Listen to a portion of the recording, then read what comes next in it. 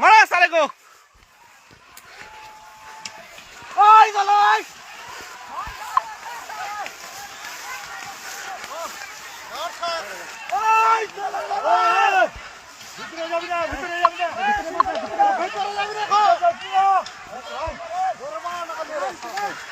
मारा साले को मारो আমার ঝগড়া হচ্ছে এখানে ইন্ডিয়া হ্যালো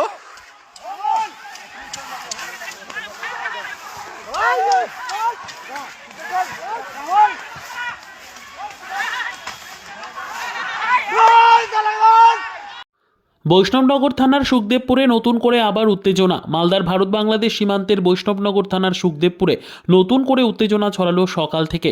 শনিবার কিছু বাংলাদেশি ভারতে ঢুকে পড়ে, এমনই ভিডিও সোশ্যাল মিডিয়ায় ভাইরাল।